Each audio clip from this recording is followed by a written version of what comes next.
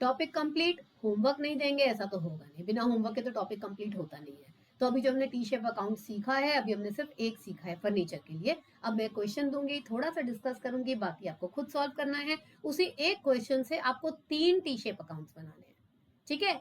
सवाल दिया है, जवाब भी वही दिया है, नीचे अलग से सॉल्व करिए, इत्मीनान से चेक करिए, मजबूत बनिए और फिर मेरे साथ आगे चलिए, ठीक। तो अब हम दिखा रहे हैं आपको न्यूमेरिकल, जो कि होमवर्क है और साथ में उसका solution.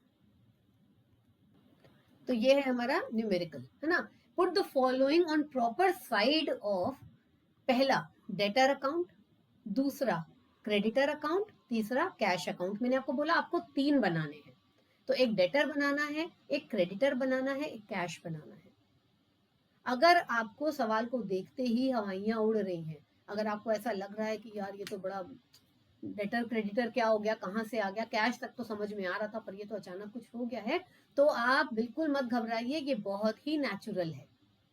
This is very natural human phenomena की चीज को देखते ही हमें एक बार को घबराहट होती है। जो वहां से घबरा के वापस मुड़ जाते हैं, कमजोर वो होते हैं। इसे साथ में लेके चलिए, अपनी घबराहट को भी साथ लेके चलिए, और जैसे ही आप सवाल को सॉल्व कर लेंगे, तब आप देखिएगा आपके चेहरे पर, आपकी कॉन्फिडेंस में, हर चीज में कितनी चमक आ जाएगी, क्योंकि आपने अपनी ये घबराहट को पार कर लिया। इसलिए घबराइए नहीं। अगर आपको इस समय स्ट्रेस लग रहा है, ये बहुत ही नेचुरल है, परेशान होने की कोई चीज नहीं है। मैं आपके साथ साथ चल रही हूँ, आपके स्ट्रेस को मैं अभी दूर करती हूँ, आपको आउटलाइन समझाऊंगी, उसके बाद सॉल्व करिएगा। घबराने की कोई चीज नहीं है इसमें, ठीक है। और घबराहट हो रही है तो वो बहुत ही नेचुरल ह्यूमन टेंडेंसी है, उसमें कुछ भी गलत नहीं है। It is very simple. लो चलो, हमें 3 अकाउंट्स बनाने हैं। पहला है डेटर अकाउंट। अब डेटर अकाउंट क्या होता है, हम बात करेंगे मॉडर्न अप्रोच से, CLEAR से, ठीक है। CLEA और R। डेटर क्या होता है?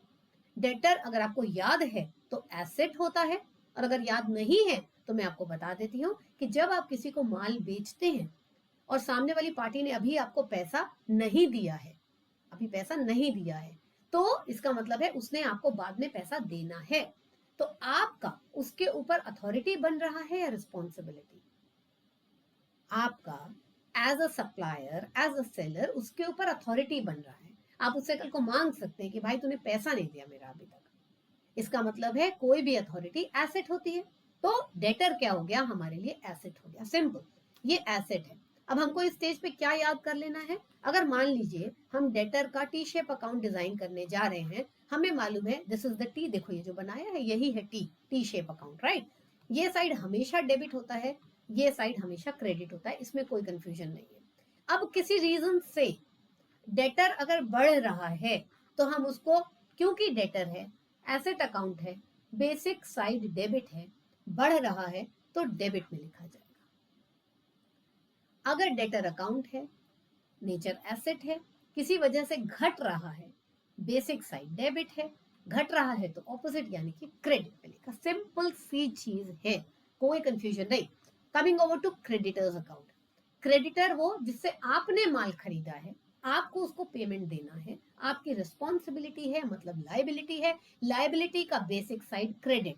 अगर भूल गए हैं तो अब एक दिन चिरौंजी लाल रेल चलाएगा, इस फॉर्मूला में लाइबिलिटी का बेसिक साइड क्रेडिट आता है, क्रेडिट साइड है। अगर लाइबिलिटी बढ़ रही है तो क्रेडिट साइड में लिखिए, मतलब अगर ये क्रेडिटर है, ये बेसिक बेसिक हमेशा डेबिट क्रेडिट ऐसा ही रहेगा, स्ट्रक्चर में कोई चेंज नहीं होगा। अगर क्रेडिटर बढ़ रहा है तो इस तरफ लिखिए, एंड फॉर सम रीजन आपका क्रेडिटर घट रहा है, मतलब आपने पैसा दे दिया आपने तो क्रेडिट कम हो गया, तो इस तरफ लिख दीजिए, कुछ नहीं है।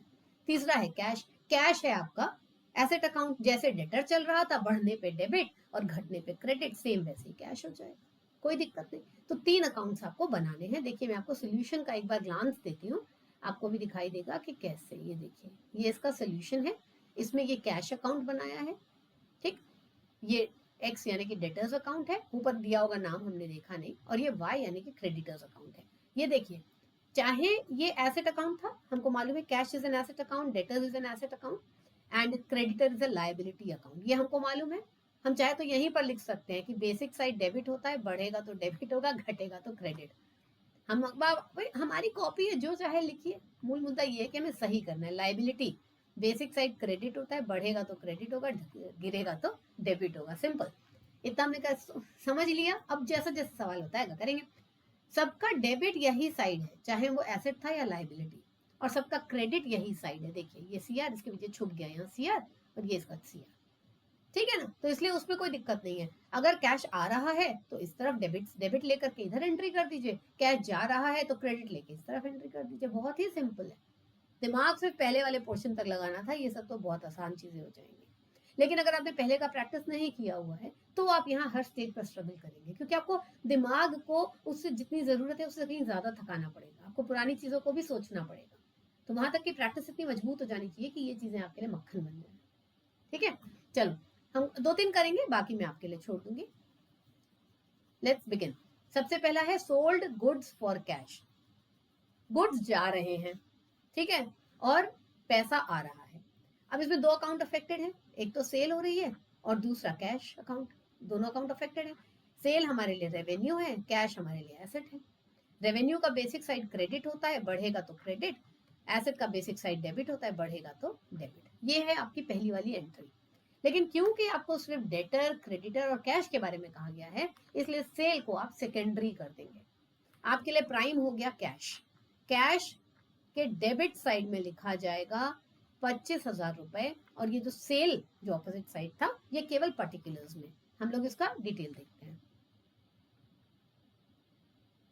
ये देखो, कैश, डेबिट, सेल्स, ये टू और बाय मैंने अभी फिर एक बार फिर कह रही हूँ, इसको एक बार के लिए छोड़ दीजिए, इसको हम नेक्स्ट में पढ़ेंगे जब लेजर प्रॉपर पढ़ेंगे ना, लेडगर लेजर जब पढ़ेंगे तब पढ़ेंगे इसको।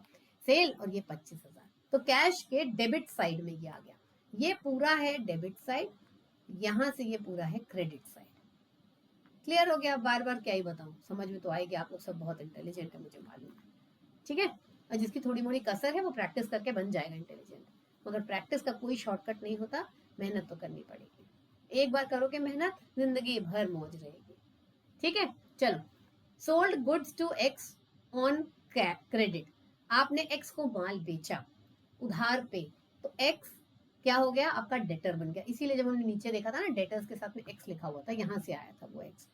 आपने क्या बेचा? माल, तो सेल हुई, रेवेन्यू, और माल बेचा उधार पे, तो एक्स एज अ डेटर आपके यहाँ जनरेट हो गया। हो गया जनरेट। ये क्या होता है? ये एसेट होता है। बढ़ेगा तो डेबिट होगा, क्योंकि बेसिक साइड ये है।